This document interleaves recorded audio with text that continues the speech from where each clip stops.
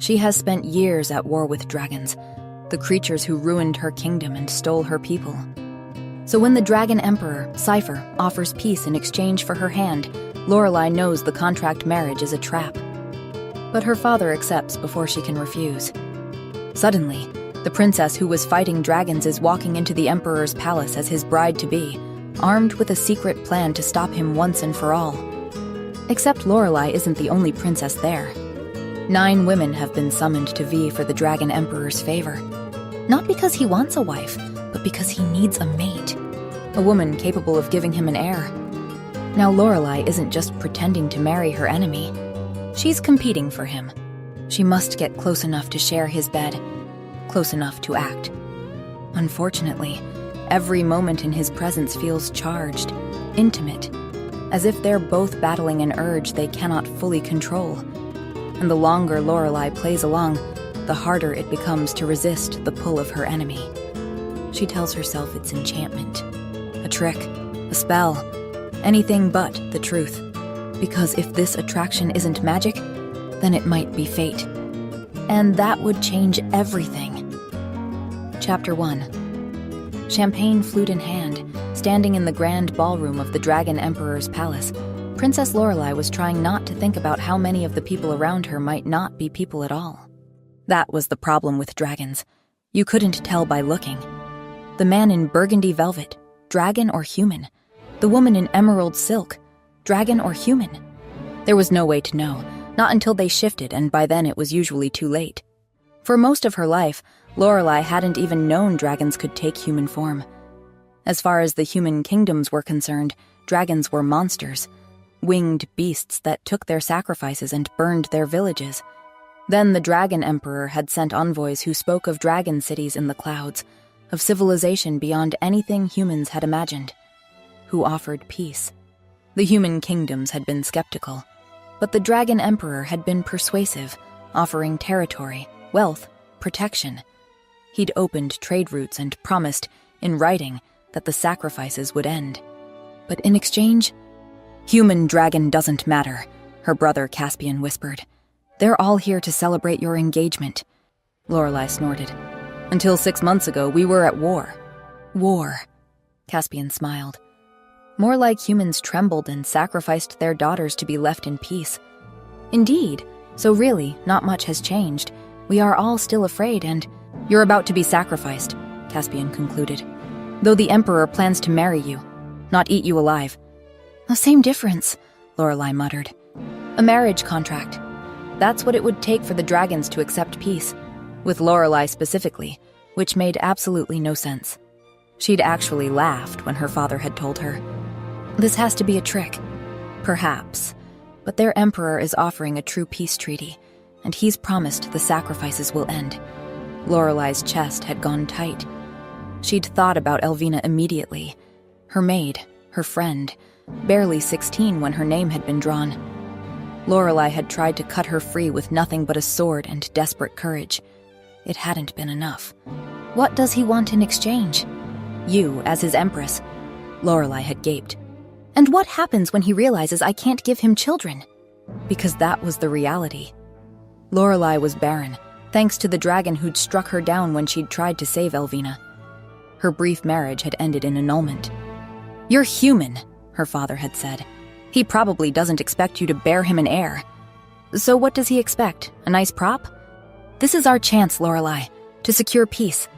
She'd fled to her chambers. Caspian had found her an hour later. "I think it's a trap," he'd said. "The Dragon Emperor suddenly wants peace? Wants to marry a human woman he's never met? They've been taking our people for centuries. Why would that suddenly stop?" He'd been right. "Father's going to accept," she'd said quietly. "I know. So the question is, what are you going to do about it?" 2 months later, Lorelei had arrived in the dragon capital with her brother at her side and a necklace around her throat that hopefully contained enough dragon poison to kill the most powerful being alive.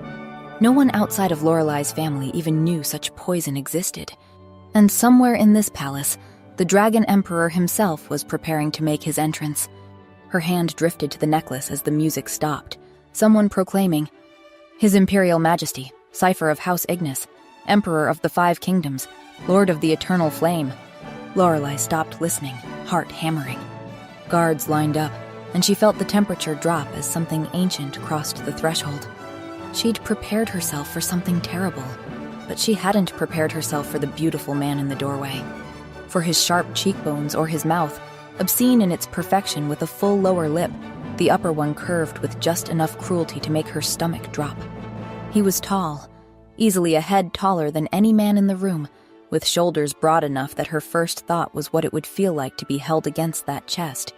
Her mouth went dry, and Lorelei's hand flew to the necklace, gripping the sapphire until the metal cut into her palm. He was a dragon, a monster. This attraction had to be magic.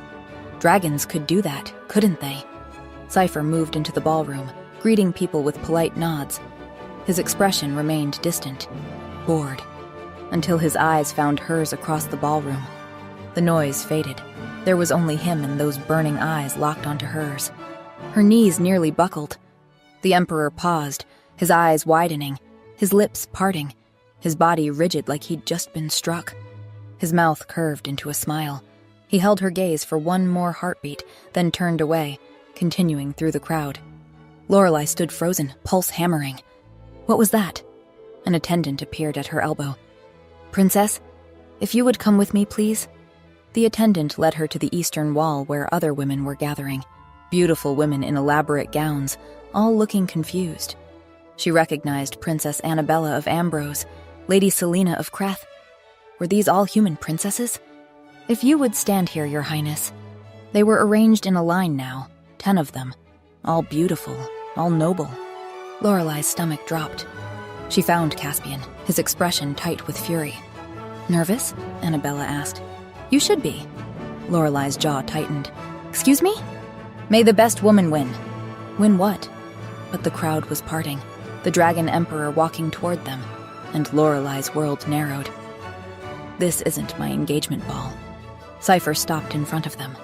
Up close, he was even more devastating. Lorelei was 5th in line, close enough to catch his eyes move over each of them. "Welcome, princesses of the human kingdoms." His voice was rich and commanding. "Princesses, plural. You were all invited here under the premise of a political alliance. I thank you for accepting. Which is why I must be honest about the true nature of this gathering." Lorelei's hands clenched. "I require a mate, for only a true mate bond can produce an heir, and such bonds cannot be forced. They simply are, or they are not." He paused. "For decades I have searched amongst other dragons, but recently a dragon king found his mate with a human woman. I could hardly believe it, but I supposed there is no harm in trying. I will not be choosing a bride tonight. Instead, I will take willing volunteers as mistresses. I will court each of you in turn, and should any of you form the mate bond with me, and prove capable of bearing my heir, she will become my empress." The ballroom erupted, gasps, whispers, and Lorelei gaped. She'd come here thinking she was the Emperor's chosen bride, but she was just one option among many. The humiliation burned. And worse, the memory of how she'd stared when he entered, how her body had responded. He'd probably thought she was just another desperate princess angling for a crown. Heat flooded her face. Cypher was walking down the line now.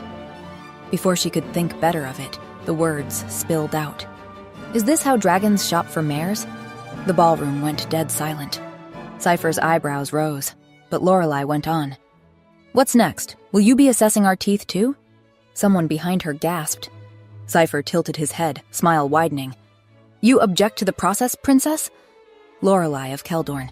"And yes, this may come as a surprise, but women do not tend to love being paraded like livestock." Cypher took a step closer. "Yet you came here willingly, didn't you?" "I was told this was a betrothal, a political alliance, not a competition for your bed." Cypher's smile turned predatory. Then he addressed the ballroom. "I've made my decision for this evening." Every person held their breath. "I will meet with one of you tonight, privately. Should Her Royal Highness be willing, of course." All the women went rigid.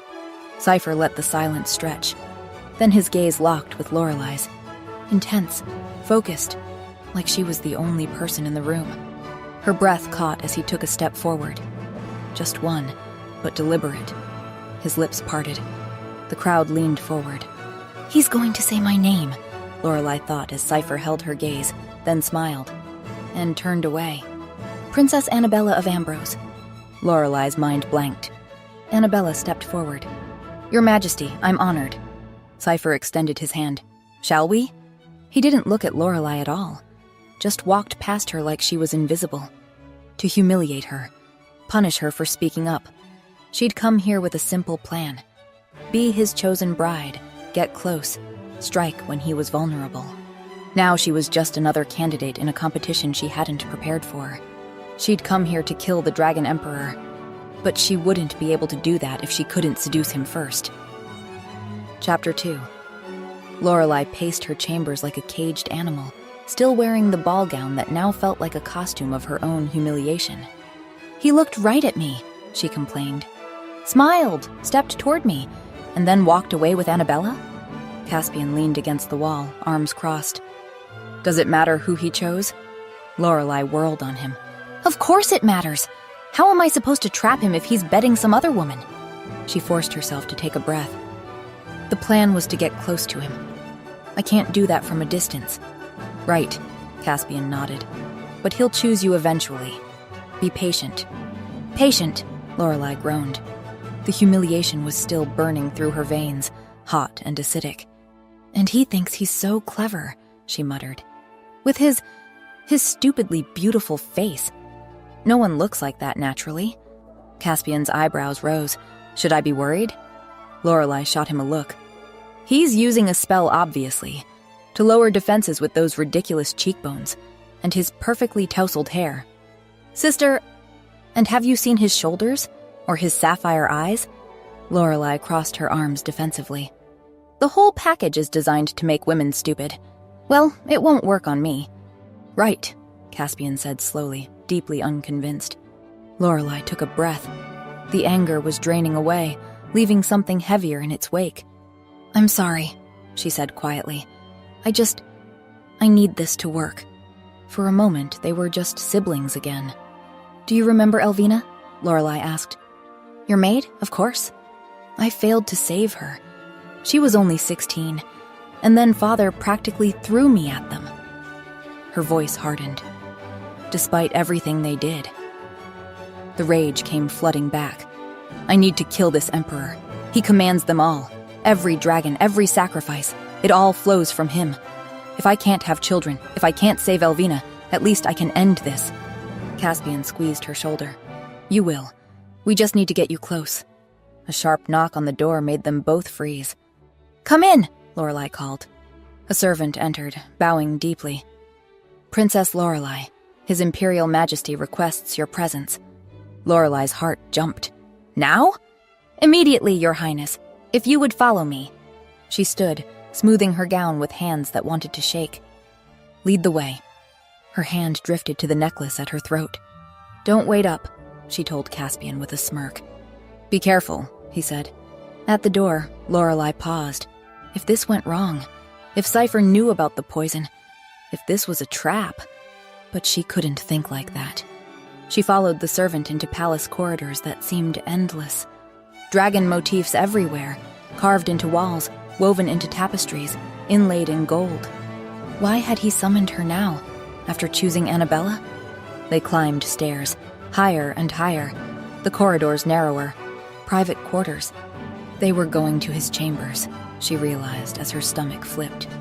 This was what she needed, privacy, a chance to get close. But that meant being alone with him. With those eyes and that body that had made her forget why she was there. "Focus," she told herself. "You're stronger than dragon magic."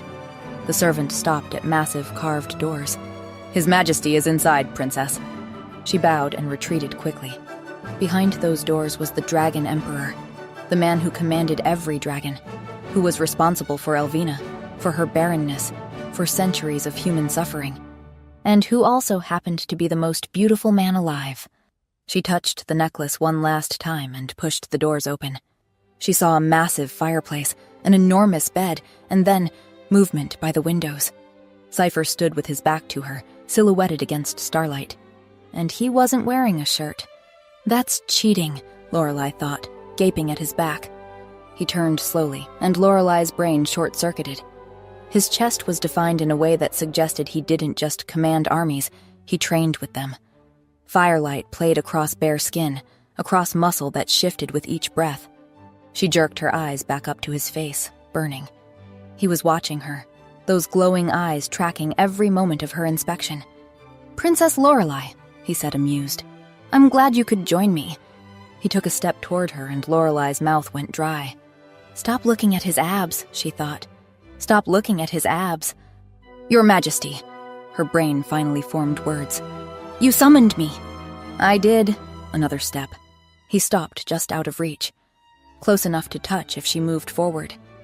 Close enough to see the faint glow beneath his skin, the way his chest rose and fell. Lorelai swallowed hard. The plan. Seduce him. Get close. Strike. But how was she supposed to seduce someone when all she could think about was what that perfect mouth would feel like? "Tell me, Princess." Cypher paused. "Am I making you nervous?" And Lorelai realized, with a clarity that cut through the fog of desire, that she was in deep trouble. Chapter 3. "Where's the other princess?" she heard herself ask. "Annabella, the one you chose?" The words escaped before Lorelai could stop them, and she immediately wanted to take them back. Cypher's eyebrow rose, a knowing smile curving his lips. "Jealous, Princess?"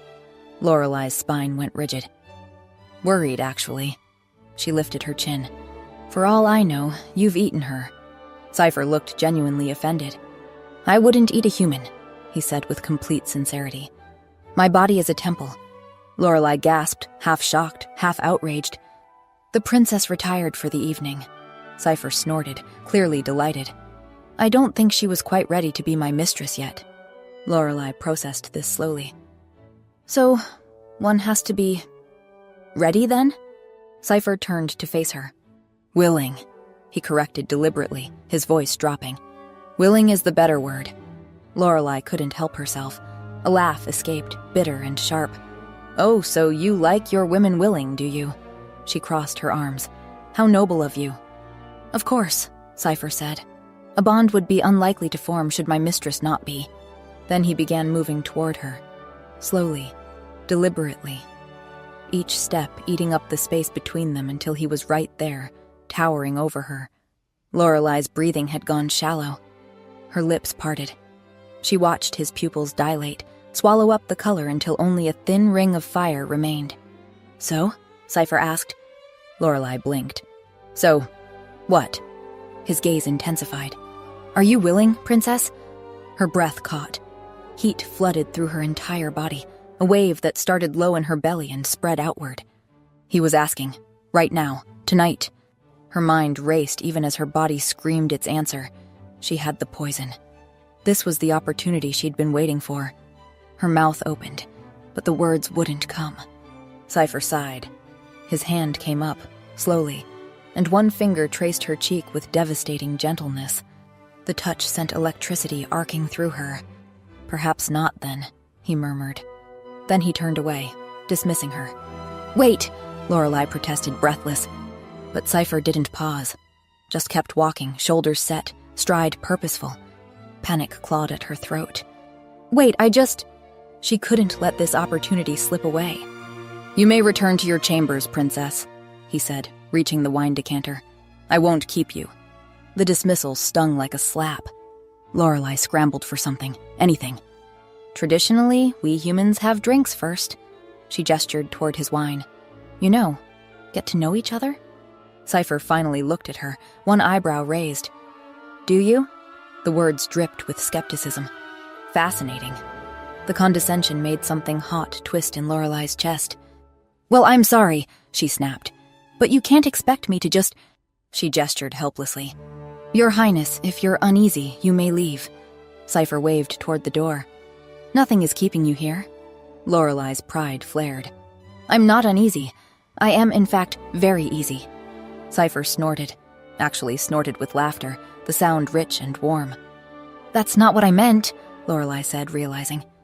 "All right." He beckoned her with one finger. "Just that, a simple gesture. Come here." She found it infuriating. The arrogance, the presumption. Then again, This was why she was here, to get close enough to poison him. Cypher waited. Well? Lorelei blinked. Well, what? His smile sharpened. Go ahead. He paused. Seduce me. Lorelei froze. What? Cypher leaned back against the window ledge, arms crossed, waiting. Seduce me, he repeated. Show me why I shouldn't call one of the other disposable human princesses and keep you instead. Lorelei's hand moved before her brain could catch up. Crack!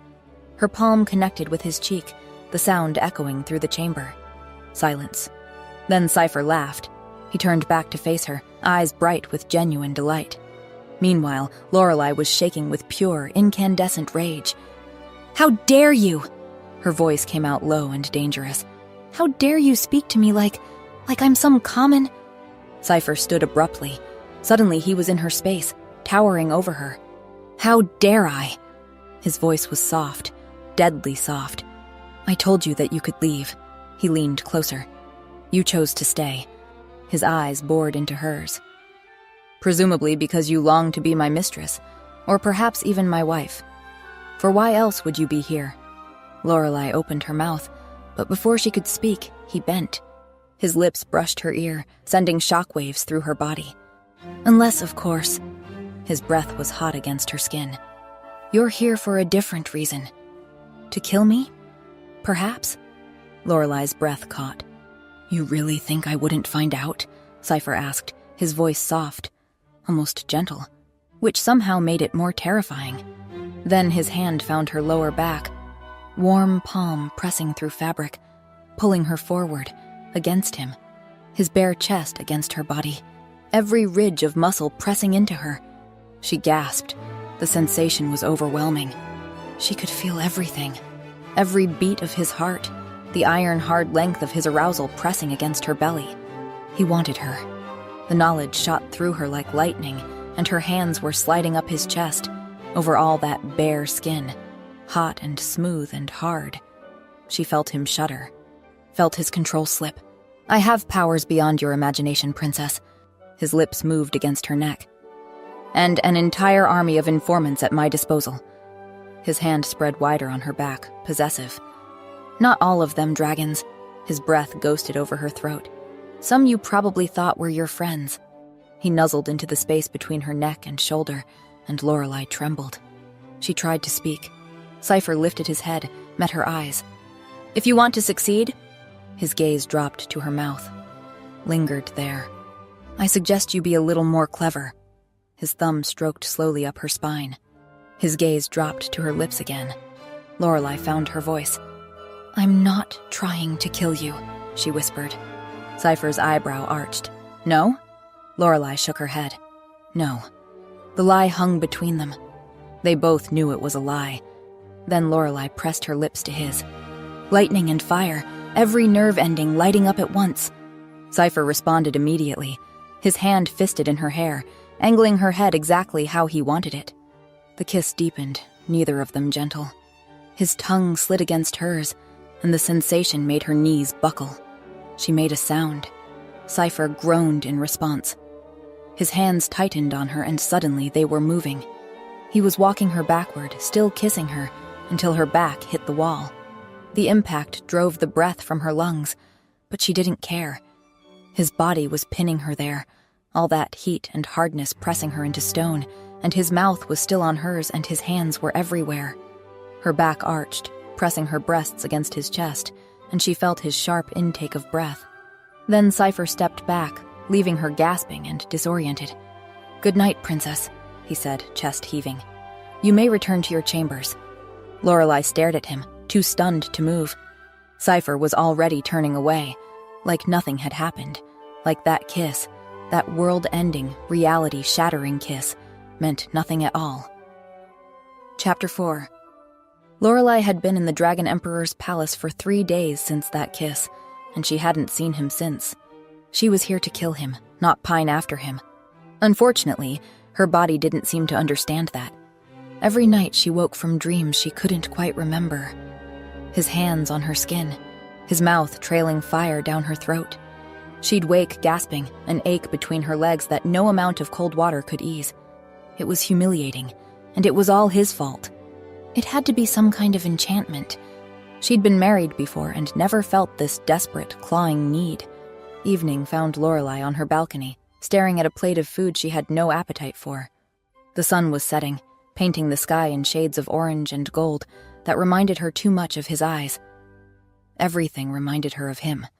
She poured herself wine, took a long drink, then another. Below, the capital sprawled in all directions, and above, dragons. Several large shapes wheeled through the air, silhouetted against the dying light. They were beautiful, Lorelei had to admit, the way they moved with such power and precision. One dragon in particular caught her attention. Larger than the others, with black scales that gleamed in the fading light. Lightning crackled across its wings in faint, dancing arcs. Lorelei leaned forward, wineglass forgotten. She knew, with bone-deep certainty, that it was him. Cypher. Heat flooded through her at the thought of his name. The dragon circled the palace once, twice, then dove. Lorelei's breath caught as he pulled up at the last moment, landing somewhere out of sight. She imagined him shifting, scales melting back into skin. Her thighs clenched. She drained her wineglass and immediately poured another. He wasn't going to choose her. She knew that now. It had been 3 days. 3 days he spent with the other princesses. He'd invited her here not because he wanted her, but because he knew she was a threat. Which meant, if she wanted any opportunity to complete her mission, she'd have to create it herself. I'll have to seduce him. The thought sent heat spiraling through her belly. She'd have to be smart about it, strategic. Because he had some kind of hold over her, some enchantment that made her lose her mind whenever he was near. Lorelei poured more wine. The world had soft edges now. She'd need to catch him alone, make herself irresistible. She could do this. She would do this. Another glass, just to be sure. When Lorelei stood, stars were appearing and the balcony tilted slightly.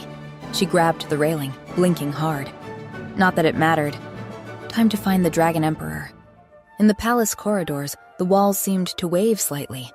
Lorelei put one hand on the wall as her guards materialized behind her. The tall one cleared his throat. Your Highness, perhaps you should return to your chambers? Lorelei waved her hand. I'm going to see the Emperor. The nodding made everything spin in interesting ways. The guards exchanged glances.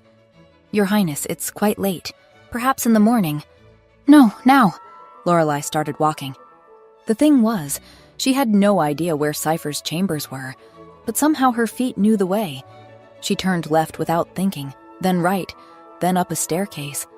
There was a warmth in her chest, a pull, like a thread connecting her ribs to something distant. This way. Then she was standing in front of those massive carved doors. One of the guards stepped forward. Your Highness, I really think... Shh. Lorelei put her finger to his lips. I've got this. She knocked on the door. Hard. Then harder when there was no immediate response. Your Majesty, her voice echoed. I know you're in there. The door swung open, and there he was. Candlelight painted shadows across his chest, and his hair was slightly damp. Fancy meeting you here, Lorelei greeted. Cypher's eyebrow rose. Fancy meeting me here, in my room? Lorelei beamed at him, trying to step inside with devastating grace. But her foot caught on the threshold, and she pitched forward with a small yelp.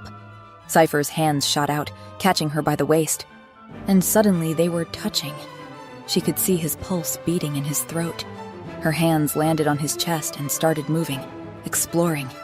Up over his shoulders, God's, his shoulders, then back down, over his chest, his abs, hard as stone. Lower. His hand caught her wrist. Lorelei, he warned. She looked up. His eyes were glowing brighter than she'd ever seen them, nearly gold. His jaw was clenched tight. I can't help it, she informed him. It is your fault for enchanting me. He paused, swallowed. Enchanting you? Yes, she swayed and he held her upright. You've cast a spell on me. Cypher stared at her for a long moment. You've been drinking, haven't you, Lorelei? The way he said her name made her stomach flip. Not at all, she replied firmly. Then, well, maybe, a little. A little? Cypher repeated. A little more than I should have, Lorelei conceded as the room swayed. But it doesn't matter because I have something important to tell you. Do you? His thumbs were stroking small circles on her waist. Yes, she said. I resent you. You resent me? I resent that I can't stop thinking about you, Lorelai clarified. Cypher winced. Lorelai, every night I dream about you, she continued. About that kiss. About your hands on me. She slid her hands up to his neck, fingers threading into his hair. What did you do to me? Cypher's hands tightened on her waist almost painfully. You're drunk, he said, but his voice had gone hoarse. He wanted her. She could see it, feel it, the tension in his body, the way his gaze kept dropping to her mouth. You should go, he said. Don't want to. Lorelai pressed closer until she could feel the heat of him seeping through her gown. Her hands slid from his hair down his neck, over his shoulders. This is a terrible idea, Cypher muttered, but he hadn't let go of her. His hands were still on her waist, thumbs still stroking. For a moment, she thought he was going to kiss her. Wanted him to kiss her with an intensity that stole her breath. His head dipped. His mouth came inches from hers. She could feel his breath ghosting across her lips.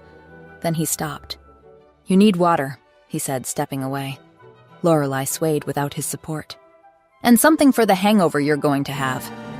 He moved toward a side table, putting distance between them. I'm not going to have a hangover, Lorelai protested. I feel wonderful. A lie. She felt dizzy and hot and achy and desperate.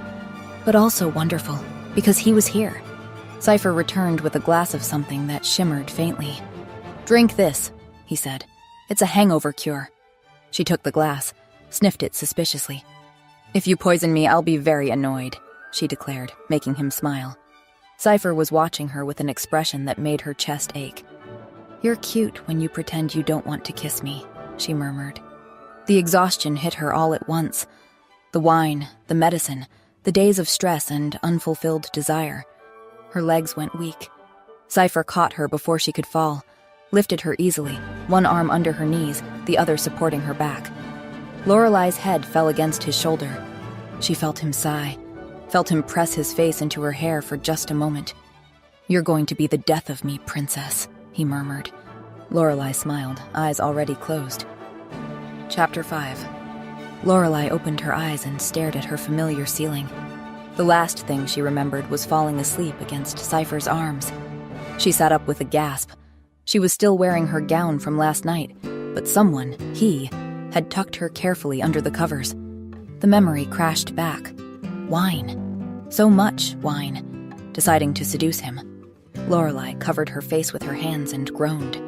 He'd carried her back, all the way through the palace without waking her. Lorelai forced herself to bathe and dress. When she emerged, breakfast had been laid out. She sat and nibbled at the bread, her mind replaying last night. What would she say when she saw him? A knock at the door made her heart jump. Come in, she called. Cypher stepped through and Lorelai froze. He closed the door, then leaned against it, arms crossed, that insufferable smile playing at his lips. What are you doing here? She asked. Cypher's eyebrow rose. Good morning to you too, princess. He pushed off the door and walked to her table, his eyes dropping to her barely touched breakfast. I came to make sure you'd sobered up. Lorelai's face flamed. I'm perfectly sober. Just like I was perfectly sober last night, too. Cypher's smile widened. Really?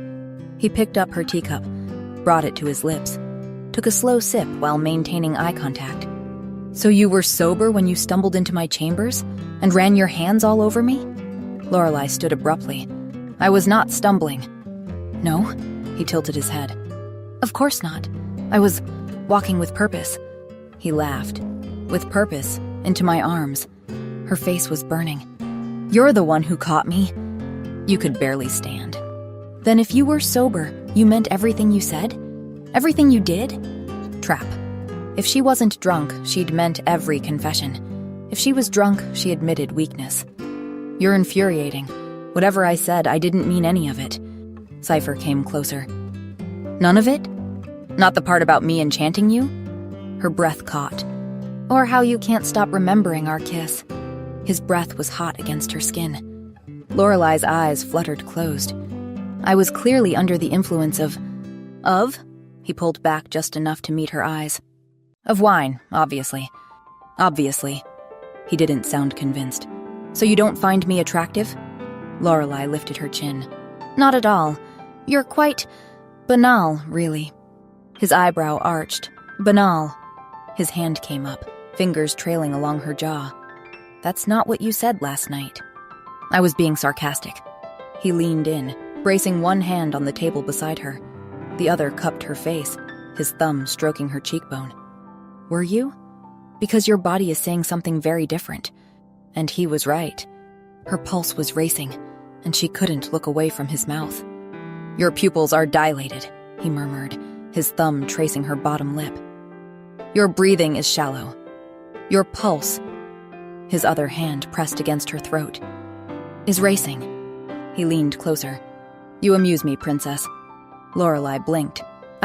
What? I amuse you? He nodded, his hand sliding to cup her nape. More than anyone has in centuries. His other hand tucked a strand of hair behind her ear. Your defiance, he murmured. Your terrible lies. The way you look at me like you can't decide whether to kiss me or kill me. Lorelei's breathing had gone ragged. Which is why I plan to make you my mistress. He traced her bottom lip with his thumb. If you're willing. His eyes bored into hers, and she could see the hunger there. Are you willing, Lorelei? The question hung heavy between them. You don't plan to make me your mistress. She put her hand on his chest, fingers splaying wide over his heart. I plan to make you my lover. Cypher went very still. His chest rose and fell more rapidly under her palm. Is that so? He whispered. Lorelei nodded. He studied her for a long moment. His hand slid to cup her jaw, tilting her face up. Then, good. He leaned in, his lips brushing her ear. Because you'll never be able to bear me a child if you're not willing. His teeth grazed her earlobe and she gasped. That's not how mating bonds work. Guilt crashed through her. She couldn't give him children, but that was what he wanted. She should tell him. But his mouth was on her neck, hot kisses trailing down her throat. She'd tell him later. Cypher's mouth claimed hers. His hand fisted in her hair, and Lorelei forgot everything. The guilt, the mission, the poison necklace. She kissed him back just as fiercely. She felt his groan rumble through his chest. He lifted her without warning, setting her on the table, stepped between her knees, taking her mouth again. His lips moved to her throat, her jaw, the sensitive spot behind her ear. Bedroom, he growled. Yes, please. He lifted her again, and she wrapped her legs around his waist. Then he was lowering her onto the bed. She reached up. Her hands splayed across his chest, and he removed his shirt as she traced his abdomen. Cypher shuddered. You're beautiful, she whispered. Something flashed across his face. Surprise, vulnerability. So are you. His hands found the fastenings of her gown. His gaze raked over her slowly. Then he bent his head and kissed her collarbone, her shoulder, the swell of her breast through the fabric. Perfect, he murmured. You're perfect. His hands slid up her thighs, taking the chemise with them. When he finally touched her with a shared, desperate longing, she felt the world tilt. The pleasure built impossibly higher, and then they became one and she shattered, because something impossibly strange washed over her. Satisfaction that felt masculine, pride, fierce arousal. Suddenly her own pleasure layered with sensations that felt like they were coming from him. She frowned. What was happening? It was as if she could feel the sheer depth of his desire for her, feel the sensations coursing through him, foreign and yet undeniable. Before she could process it, Cypher was kissing her again, until she was desperate for him. More, she gasped. But what she wasn't prepared for was the emotional onslaught. The intensity of their connection sent pleasure cascading through her, his building alongside hers, and somehow she could feel him following her over. Then they lay tangled together, their breathing slowing, their hearts gradually finding the same rhythm. She started to wonder about that strange connection, but then he was kissing her again. Again, he murmured against her lips. And somehow she knew he wasn't just asking. He was desperate for it. The knowledge was intoxicating. Chapter 6. Days blurred together. There was only him. Them. Every moment together ended the same way, tangled together, breathless and sated, only to start all over again. They were insatiable. On the training grounds, when she'd gone to watch him spar, he'd caught her staring and pulled her into an empty armory without a word. "Quiet, love," he'd growled against her throat. "Unless you want the entire guard to hear what I do to you." Like it had in the library, where his hand had slid up her thigh under her gown, or the gardens at midnight where they'd taken their time until she was begging. She was addicted. To his touch, his taste, the way he made her feel. To that strange connection humming between them constantly now. The poison necklace still sat in her drawer, untouched, waiting. Every night she told herself, "Tomorrow. I'll do it tomorrow." But tomorrow became next week, and next week became next month. She couldn't even bring herself to care. That night they were having dinner in his private dining room when she noticed mid-sentence that Cypher had stopped eating entirely. "What is it?" she asked. He stood abruptly, chair scraping back. "Cypher." He pulled her up, hands gripping her waist, and kissed her hard. "I need you," he growled against her lips. "Now. Can't wait." He lifted her onto the table. Plates scattered, crystal goblets tipping. Wine spilled across white linen spreading crimson stains. "You drive me insane," he muttered against her skin. "Can't focus on anything except having you." She could feel it washing over her. His craving, his need, that strange awareness between them carrying his emotions. "Always need you," he gasped against her throat. "Every moment. Never enough." "Yes." She could barely form words. "Yes, I know." Much later, as they lay tangled together in his massive bed, it occurred to Lorelei she'd never felt so connected to anyone. "What is this?" she whispered against his chest. "This connection. How come I can feel everything you feel?" "The mating bond," Cypher replied, stroking her hair. "It forms between true mates." Lorelei lifted her head to look at him. "Mates?" He met her eyes. "Dragons have one true mate. Our souls recognize each other." His thumb traced her cheekbone. "The bond lets us share sensation, emotion." His expression grew serious, vulnerable. "I knew the moment I saw you at the ball, Lorelei," he confessed, "that you were mine." Her breath caught as she remembered that first look across the ballroom. "I thought it was a spell," she admitted quietly. "So did I," he laughed, pulling her closer. "But it was just the bond, just fate telling me you're mine." His expression brightened with hope and excitement. "And it means you can give me a child," he said, his hand splayed possessively over her stomach. Lorelei went rigid, ice flooding her veins.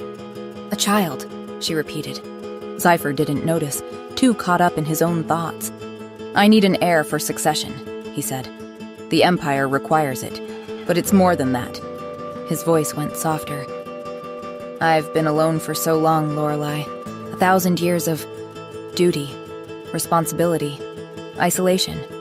Something washed over her through the connection, loneliness so deep and aching she nearly cried. "I want a family," he continued. "I want to watch a child grow, teach them, protect them." He looked at her then, eyes so vulnerable it destroyed her.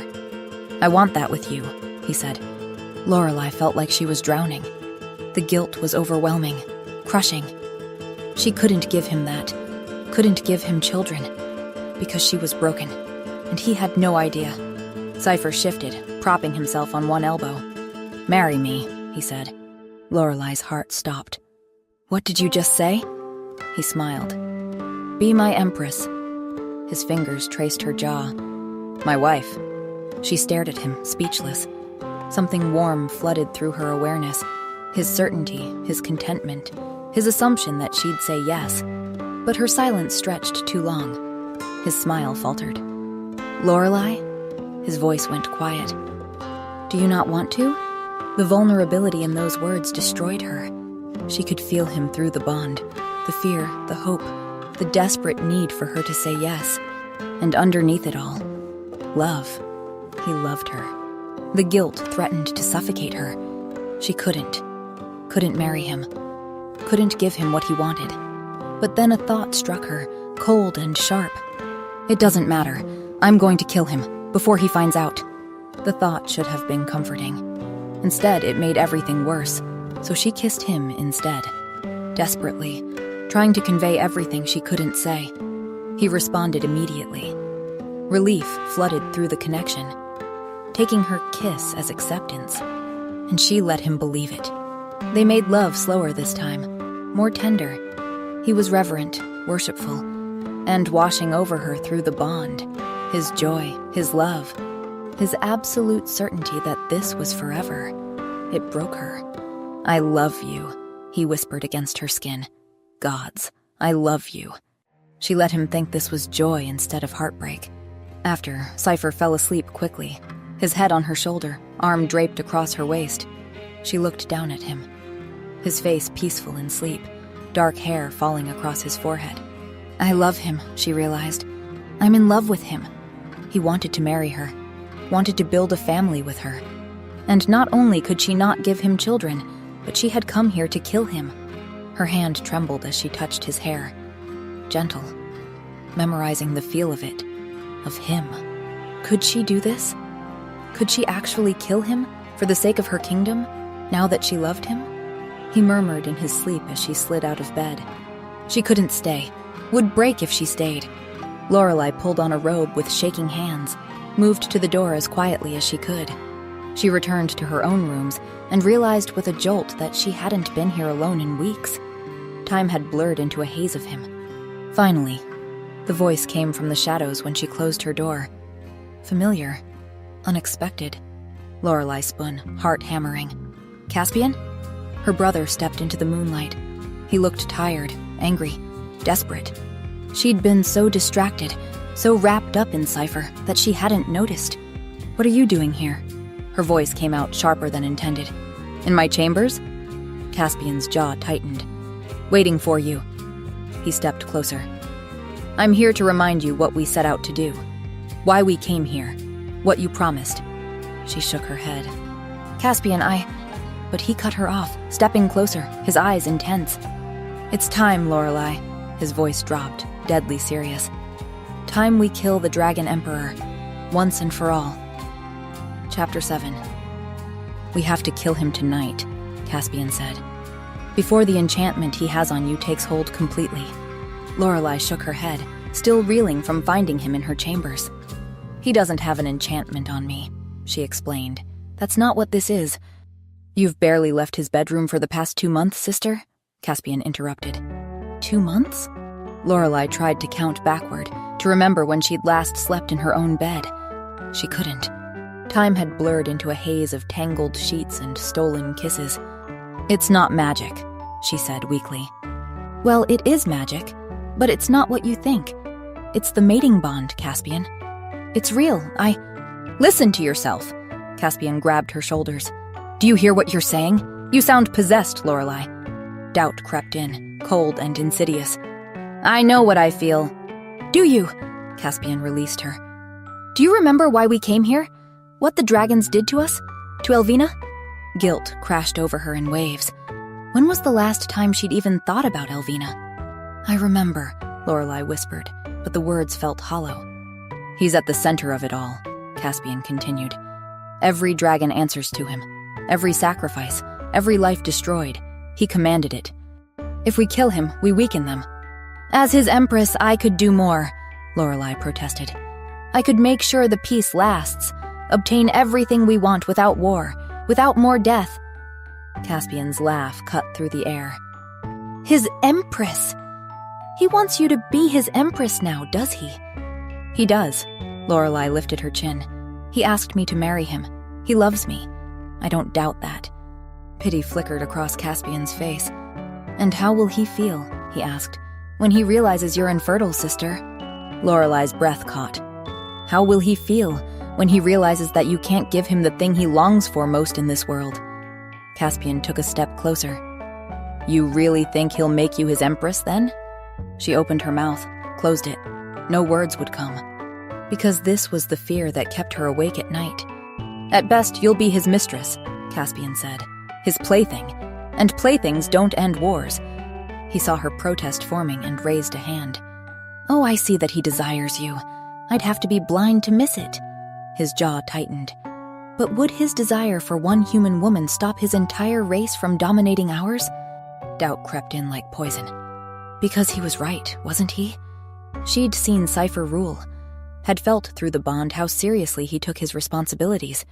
He was emperor before he was anything else, including hers. We must end this, sister. Caspian held out the necklace.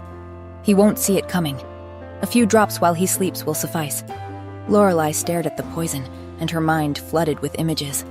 Cypher asleep in her bed, the way he always reached for her in his sleep, pulling her close.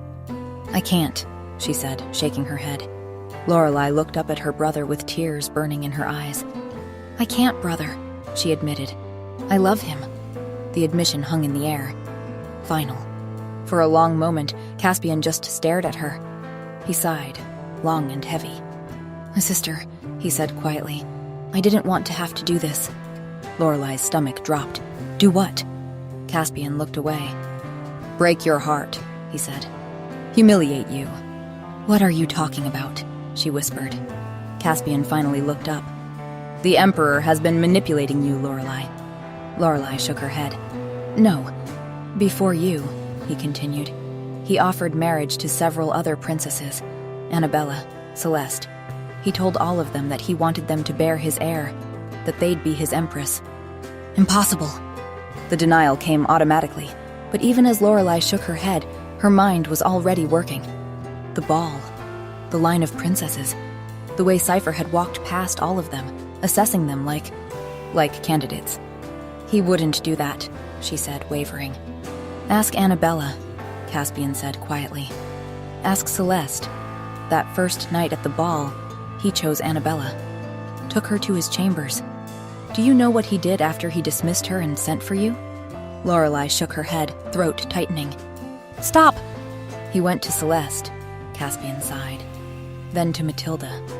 He's playing all of you, sister, keeping his options open in case one doesn't work out. We have a bond, Lorelei cried. I feel it. I feel him. That may be so, Caspian said. But sister, despite this bond that may have surprised even him, what he wants most in the world is an heir. You've felt it yourself, haven't you? Lorelei closed her eyes against the memory. Cypher's loneliness washing over her, his longing for family, for a child. He'll stop at nothing to get it, Caspian said, even if it means courting 9 human women at once. He said he loved me, she said, her voice breaking. I'm sure he does love you, in his way. Caspian pulled her into his arms. As much as a dragon can love anything, but love doesn't change his priorities, sister. Lorelei's mind was reeling. The truth is that dragons have trouble sustaining a pregnancy, Caspian said. Ask around. You'll see it's true. Their numbers are declining because they can barely reproduce. Why do you think Cypher suddenly extended an olive branch to a species he's spent centuries ignoring? Lorelei shrugged. It's because no dragon has managed to give him a child. But recently, one dragon king found a human mate who bore him an heir. Caspian pulled back to look at her. Cypher has been obsessed with testing the theory. Don't you see? This is what this has all been about. Finding a human who can give him what dragons can't. The pieces clicked together with horrible clarity. The timing of Cypher's peace offer, the way he'd gathered princesses from across the human kingdoms. And because the chances are so low, Caspian continued, he's going to try with all 9 of you. Whoever can give him a child gets the crown. The rest, he shook his head. If you die trying to bear him an heir, he'll find others to replace you. You don't matter to him, Lorelei, Caspian whispered. Not the way you think you do. Not the way you matter to me. Tears burned hot tracks down Lorelei's cheeks. She wanted to deny it, but everything he was saying made such horrible, perfect sense. She'd seen Cypher with the other women, had felt through the bond how desperately he wanted a child, and she couldn't give him one. So, why would he choose her over the others? They're not like us, Lorelei. Caspian's voice pulled her back. They're cold-blooded ancient creatures desperate to reproduce and strengthen their numbers. And Cypher is their emperor, Caspian continued. His first duty is to his people. Of course, that would be his priority, over the love of a human who won't live even a fraction of his life. Lorelei crumbled. She'd felt the weight of the Empire pressing down on Cypher constantly. How could one human woman, even his mate, compete with that? Even so, she whispered, he swore he would bring peace between our peoples. He promised to get us to cooperate. Caspian's voice sharpened. To make human women willing to bear the risk. Has he told you? Has he told any of you about the real dangers you're facing? He stepped back. If you became pregnant, Lorelei, do you know what the chances are that you'd survive carrying a dragon child to term? She shook her head mutely. Close to none, Lorelei. And he hasn't warned you, hasn't given you a real choice. Caspian's jaw clenched. Because to him, you're just a human, a means to an end. Enough, she screamed. Enough, please. Her legs gave out. Lorelei sank to the floor, her hands pressed over her face as sobs racked her body. She loved him. Gods. She loved him so much it felt like her heart was being ripped out. But how could she trust that love when everything Caspian said made such perfect, horrible sense? Her brother knelt beside her and pulled her into his arms. I'm sorry, he murmured. I know it's not fair. They're protecting themselves, making sure their species survives. But we have to do the same, Lorelei. We have to protect our own. His arms tightened. It's our duty, to our people, to the girls like Elvina who can't protect themselves. Elvina, who had screamed for help, who Lorelei had failed to save. I know you don't want to hurt him, Caspian said, but you must do this, for your kingdom, for our people. Lorelei's mind was a chaos of warring thoughts.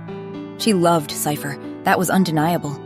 But if he'd been manipulating her, if the bond was just a trick, if she was just one option among many, if he'd been willing to risk her life just to get an heir, could she really let that stand? Could she put her own heart above the safety of her people? If Cypher was thinking of his people first, then she had to do the same, even if it destroyed her. I'll do my duty, she heard herself say. The words came from far away, like someone else was speaking. Her voice sounded hollow, empty, like something inside her had died already. Chapter 8. The guards outside Cypher's chambers didn't even blink when she approached. They opened the doors with small bows. The room was dark except for moonlight streaming through the tall windows. And him. Cypher lay sprawled across black silk sheets, one arm flung across the space where she'd been sleeping. He was on his stomach, face turned toward her pillow, seeking her out even in sleep. I love you, Lorelei thought, standing frozen in the doorway, the poison necklace burning cold against her palm. She couldn't move, could only stare at him and feel her heart breaking. She loved him so much it felt like her chest was splitting open. And he'd betrayed her. But it hadn't stopped him from courting multiple women, from lying to her about the others being his lovers. She was disposable, one candidate among many. Lorelei forced herself to move. One step, then another. She reached the bed. He looked younger in sleep, peaceful. The man who'd held her through the night. The man she was about to kill. The bed dipped under her weight and Cypher shifted immediately, his hand finding her thigh. The touch nearly undid her. Her hand was shaking as she pulled the stopper from the poison vial. She leaned over him, bringing the vial closer. She thought of Elvina screaming as the dragon took her. It's your duty. But when she looked at his face, all she could think was that she wanted to kiss him instead. She reached out with her free hand and touched his lips. Her fingers traced the line of them. I love you, she thought desperately. I'm sorry. The vial touched his lips. Then his eyes opened. For a heartbeat, everything stopped. Then he smiled. That devastating smile that had undone her from the very beginning. Can't sleep? He murmured, voice rough with sleep. The voice he used only with her, or so she had believed. His gaze started to drift closed again, trusting. Then he saw the vial. His smile died. Lorelei? He asked, confused. His eyes sharpened. She watched him focus on the small glass vial, understanding dawning. What is this? He asked.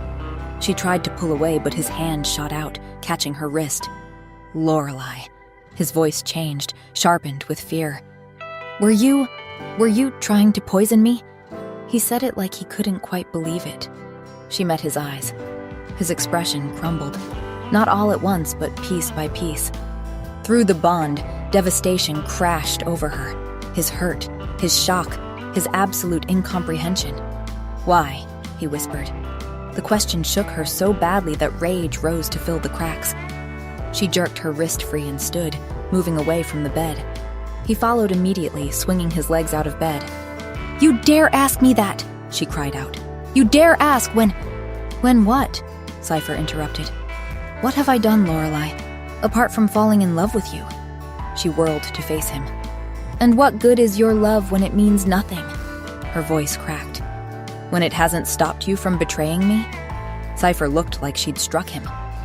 "Betraying you?" he repeated. "How?"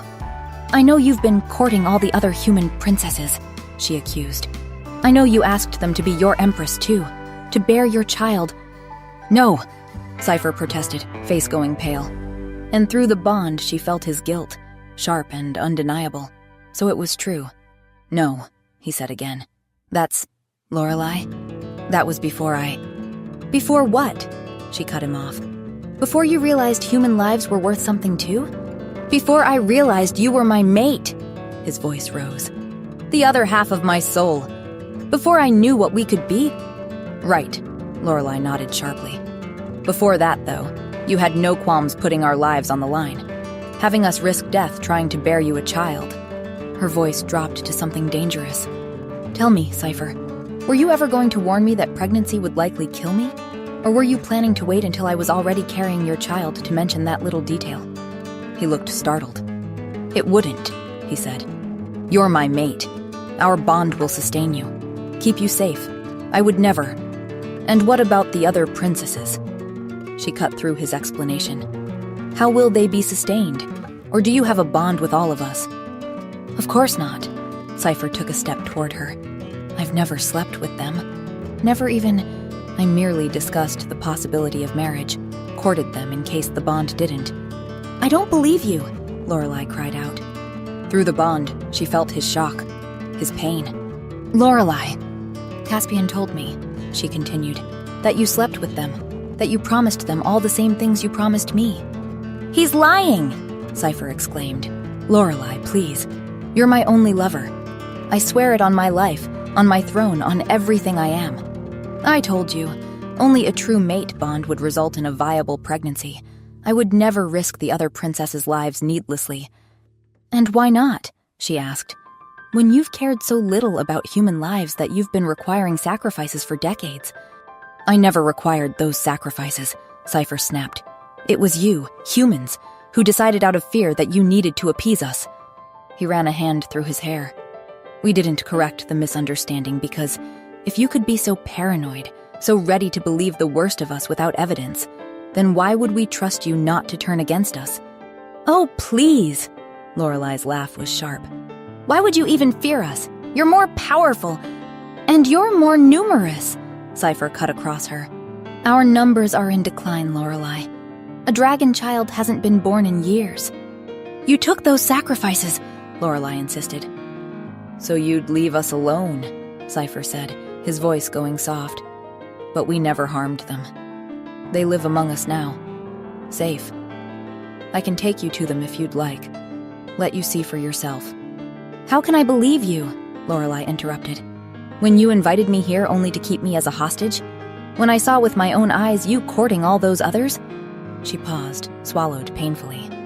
"When it could have been any of them, and it would have made no difference to you?"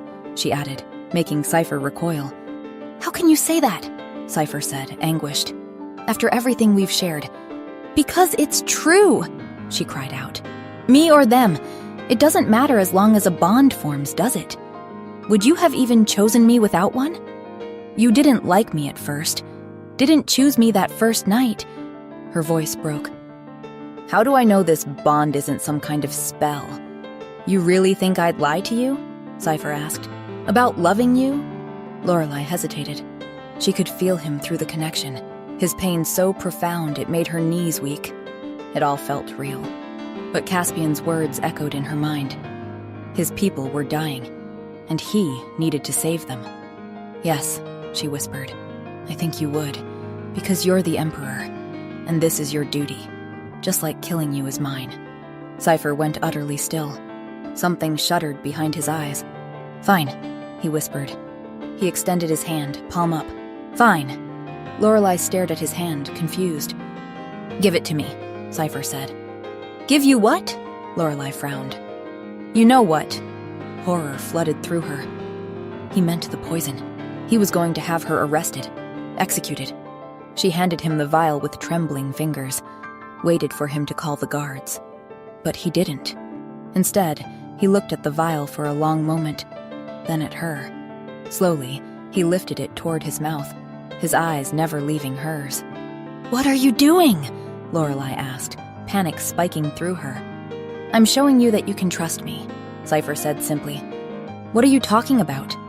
Through the bond, she felt his determination. "Stop!" she was shouting now. "It's poison, you idiot! It'll kill you!" Cypher met her gaze. "It won't kill me," he said softly, "because you're going to save me." The vial was at his lips now. "What are you talking about?" She shook her head frantically. "I can't save you. Cypher, listen to me. There's no antidote." "Don't need one," Cypher declared. And then, before she could stop him, before she could knock it from his hand, he brought the vial to his lips and drank. Chapter 9. For one crystalline moment, nothing happened. Cypher just stood there in the moonlight, bare-chested and beautiful, looking at her with those burning eyes. Then his breath hitched. His hand flew to his chest, fingers splaying wide over his heart, and his eyes widened, pupils dilating until only a thin ring of gold remained. "What did you do?" Lorelai cried out, grabbing his face between her hands. His skin was already changing, going clammy and cold. "Cypher, what did you do?" she repeated. He was breathing too fast now, short, shallow pants.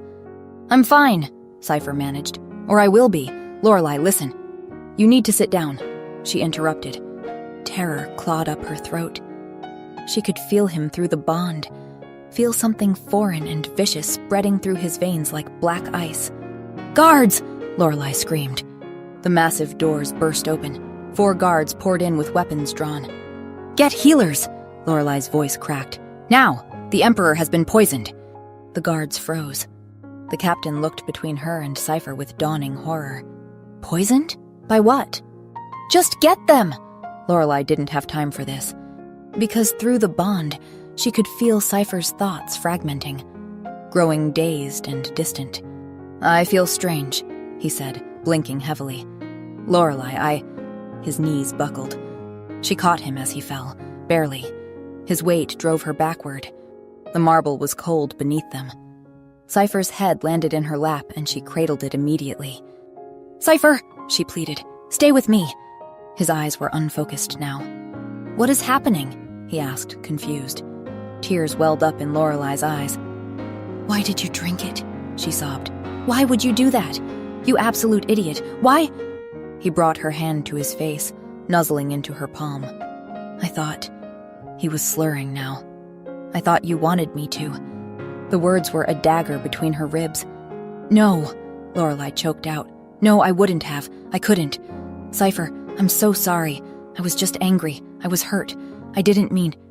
"Angry?" Cypher's voice was dreamy now. "With me?" Through the bond, she felt everything. Sharp pain radiating from his chest, difficulty breathing. "Or stay with me," Lorelai begged. "The healers are coming. Just stay with me." "I'll stay with you always," Cypher murmured. He smiled up at her, peaceful, relieved. "You're mine," he continued, his voice soft. "I waited centuries for you." His eyelids dropped. "So glad I found you. So glad..." "No." Lorelai slapped his face, not hard but sharp enough to startle. "Don't fall asleep. Cypher, you have to stay awake." His eyes opened again, confused and glassy. Then the doors crashed open again. The healers burst through, 3 of them moving with practiced urgency. "What happened?" the lead healer asked, already dropping to his knees beside them. "He was poisoned," Lorelai said. The healer's hands stilled. She looked up sharply. "Poisoned? By what?" "There's no poison in existence that could harm the Emperor. His dragon blood is immune to..." "There is now," Lorelai said. She met the woman's eyes.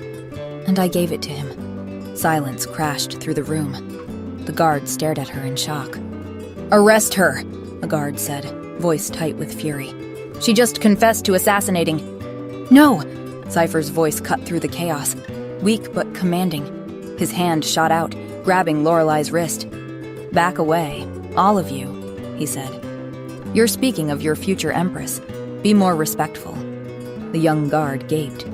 "But Our Majesty, she poisoned you." "She did not," Cypher interrupted, struggling to sit. "I poisoned myself." More stunned silence. Lorelai started crying in earnest, great, shaking sobs. "It's my fault," Lorelai gasped. Cypher's hand left her wrist and found her face. His touch was gentle despite the tremors running through him. "You're my mate," he said softly, but with so much certainty and devotion. "You can heal me." Lorelai stared at him through her tears. "I'm not a healer." "You don't need to be," Cypher said. His eyes were closing again. She could feel him slipping away. "Only you can save me, Lorelai," Cypher whispered. Then his hand fell from her face. His body went completely limp in her arms. "Cypher?" Lorelai shook him gently, then harder when he didn't respond. Nothing. Through the bond, she felt the poison seeping through him like darkness spreading across light. "I don't understand!" Lorelai exclaimed. The head healer was staring at Cypher with an expression caught between horror and fascination. "I think I know what he means," she said slowly. "Then tell me!" Lorelai screamed. "Through mate bonds, you can share life force," the healer explained. "It's a power unique to true dragon mates, a way for bonded pairs to sustain each other when one is dying." "But I'm not a dragon," Lorelai started. "You don't have to be," the healer said. She leaned forward, her eyes urgent. "One of the dragon kings, Jesper of the Northern Territories, took a human mate. Last year there was an assassination attempt on his life. Poison arrows. He should have died within hours." Lorelai's mind flashed back. The girl they'd been trying to save. Ophelia. The massive white dragon she'd shot with 3 poisoned arrows. "Try," the healer urged. "You're the Emperor's mate. If anyone can save him, it's you." Lorelai looked down at Cypher. His face was pale as death. His lips were going blue. She pressed her hands to his chest and tried. Closed her eyes and reached for that connection between them. Nothing happened. "It's not working," she panicked. "Keep trying," the healer said. "Focus on the bond, on what connects you." But all Lorelai could feel was him dying. "What about one of the other princesses?" she asked, grasping at anything. "Maybe they could. Maybe if one of them tried." "His Majesty doesn't share a bond with anyone else," the healer said firmly. "True mates are rare, Your Highness. Once in a lifetime. You are his. There is no one else." The words hit her like lightning. There is no one else. And Cypher had drunk poison. Actual poison that was killing him right now. Just to prove that to her. He'd done it all on purpose to make her see, she realized. That stupid, foolish, arrogant, beautiful dragon. Rage flooded through her. Hot and fierce. It burned away the fear, the panic, leaving only fury. How dare he? How dare he make her watch him die just to prove a point? She was going to save him. And then she was going to kill him. "You don't get to do this," Lorelai growled. Her hands pressed harder against his chest. "You don't get to prove your love by dying, you absolute idiot." Something shifted. A warmth bloomed under her palms. Faint at first, then growing stronger. "It's working!" one of the younger guards gasped. But Lorelai barely heard them. She was focused entirely on the bond, on the golden thread connecting her to Cypher, on pouring everything she had into it. Her anger, her determination, her absolute refusal to let him go. "You're mine," she thought fiercely, "and I'm not done with you yet." The light grew brighter, spilling out from between her fingers. She felt it flowing through the connection, her life force mixing with his. "Come back to me. That's an order, you bastard." Cypher gasped. His eyes flew open, glowing so bright they were almost white. Everyone in the room gasped. Through the bond, Lorelai felt the cold and pain receding, felt warmth flooding back into him. "Cypher," she breathed. His eyes found hers immediately. He smiled, then frowned, confused, taking in the tears running down her cheeks. "Lorelai?" he asked. His hand came up slowly to cup her cheek. "You saved me," he said dazedly. "You idiot!" Lorelai screamed. She grabbed his shoulders with both hands and shook him. "You absolute fool! You could have died!" Then she kissed him, pressed her mouth to his with all the fear and relief and overwhelming love crashing through her, kissed him like she could make him understand how terrified she'd been, how much he meant to her, how she would never doubt him again. Cypher's hand slid into her hair, pulling her closer despite his exhaustion, kissing her with lazy contentment. When they finally broke apart, he was still smiling. "I love you," he murmured, his voice soft and drowsy but utterly certain. And despite everything, despite the fear and the pain and the poison that had nearly killed him, Lorelai laughed through her tears. Epilogue. 3 months later, Lorelai lay tangled in silk sheets with her husband, her mate, both of them still breathing hard, skin slick with sweat. Cypher's arm was wrapped possessively around her waist, his other hand lazily stroking through her hair. He pressed kisses to her temple, her cheek, her lips, like he couldn't get enough even after everything they'd just done. "I love you," he murmured against her mouth. "I know," she said, smiling. Then softer. "I love you too." She could feel his contentment through the bond, warm and golden and absolutely certain. 3 months of marriage and he still looked at her like she was a miracle. But there was something she needed to tell him. Her smile faltered. Her hand pressed against his chest, feeling his heartbeat slow. "Cypher," she started, then hesitated. "Remember how I told you I was infertile?" His expression changed immediately, went soft and pained. He cupped her face with devastating gentleness. "My love," Cypher said, his voice tender. "I told you. You are my mate and nothing will change that. I have you. I'm not alone anymore. That's all I need. That's everything." Lorelai's chest tightened with love. She kissed him to stop the words, to stop him from trying to convince her he didn't care about the one thing she knew he wanted most. When she pulled back, she was smiling. "I know," she said, "and I'm glad I'm enough for you." Cypher smiled back, stroking her cheek. "You're more than enough. But also," Lorelai interrupted, her smile widening. "Turns out I'm pregnant." Cypher froze. "What?" His voice was strangled, shocked, like she'd just told him dragons could fly to the moon. "I couldn't believe it either," Lorelai said, watching his face carefully. "But the healers confirmed it this morning. 3 times, actually, because I kept making them check again." "What?" Cypher said again. His hand moved to her stomach, pressing there with trembling fingers. "You're going to be a father," Lorelai confirmed. For a moment, Cypher just stared at her. Then he laughed. Pure joy, bright and unrestrained, seeped through their bond. He pulled her into his arms and kissed her deep. "A child," he whispered against her lips between kisses. "Our child." "I know," she said, laughing now too, tears streaming down her face. And as Cypher held her close, his hand protective over the new life growing inside her, Lorelai sent a silent thanks to whatever fate had brought them together. She'd come here to kill him. Instead, she'd found everything she'd never known she needed. Thank you so much for listening. I really hope you enjoyed this episode and spending a little more time in this dragon world. This story is connected to a previous episode about Ophelia and Jesper, so if you haven't listened to it yet, feel free to check it out by following the link in the description, and let me know what you thought in the comments. Would you like me to explore this world more in future stories, or dive into entirely new ones? If so, I'd love to know which ones.